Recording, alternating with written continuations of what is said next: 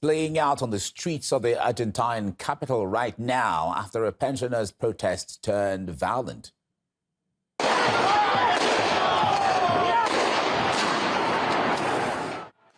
Riots have broken out in Buenos Aires off the back of a weekly demonstration in front of the National Congress. Left-wing political groups are said to have joined the protest before the violence erupted. Police have been using rubber bullets in an attempt to break up the protesters. Other demonstrators have been demanding an increase in pension payouts and payments of an end to austerity. RT Ricardo Romero reports from the center of the protests. We're located between the demonstrators, who are around 50 meters away from where we are now, and the Argentine Federal Police, who, through the streets around the area of the Congress, advanced and completely dispersed the demonstration on the part of the...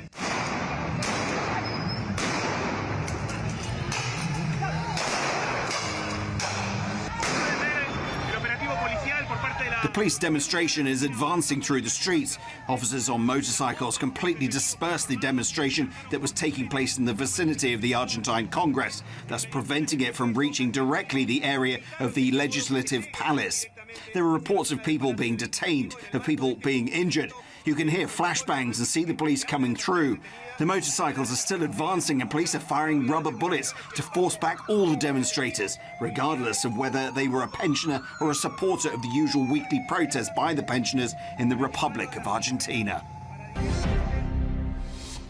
Now let's get some reaction to this now and cross to Professor of Latin American Studies at City University of New York, Daniel Shaw.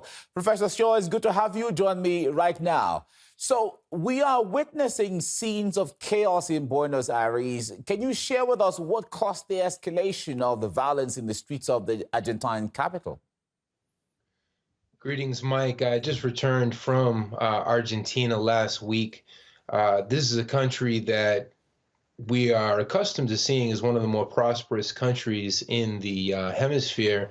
But the fact is that under Javier Milei's presidency, 53% of Argentinians live under the poverty rate. Argentina has one of the highest rates of inflation in the world. The Argentinian peso is weaker than ever, but the Argentinian oligarchs, who are the big backers of Javier Milei, all of their savings or investments are in dollars. So they're not invested in the peso. So it's really the retired workers who make up roughly 15% of the Argentinian population, who are showing an incredible level of militancy right now, defending their rights. They make about $230, the majority of the pensioners in Argentina, and they're saying that that is not enough. So this is really the culmination of a massive movement against austerity, against the oligarchs, and against Javier Milei's policies. All right, when people gathered for a peaceful protest, law enforcement agencies warned of possible clashes. Does that suggest that the government knew in advance that the protest could escalate into a mass riot? There's no question. There's every Wednesday is the day that the retired workers come together. More than 40 different football teams. We know that Argentina's unofficial and perhaps official religion is the love for soccer or football.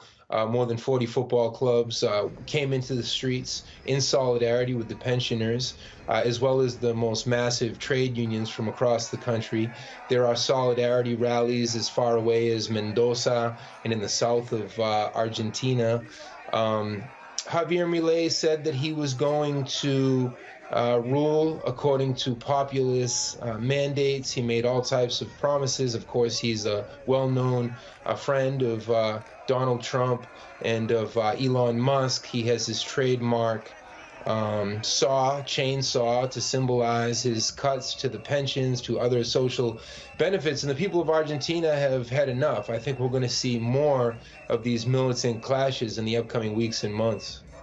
Now, while the protests were taking place outside the Congress building, the national representatives were holding a meeting inside where we understand discussed the case of President Javier Milei, who was accused of alleged fraud related to the promotion of cryptocurrencies. Is it possible to make a connection between this meeting and the protests? Yeah, within Congress, we saw clashes as well. Argentina, similar to my country, is divided almost down the middle. You have the supporters of Peronismo, the historic left. Of course, there was Christina Kirchner, and there was Nestor Kirchner before her. And on the other side, you have the right wing and Javier Milei. And one of the main things that the Kirchners sought to do was to pay off the odious debt to the IMF and to the World Bank. These are European and U.S. financial institutions who have a horrible track record, not just in Argentina, but in the southern cone of the hemisphere.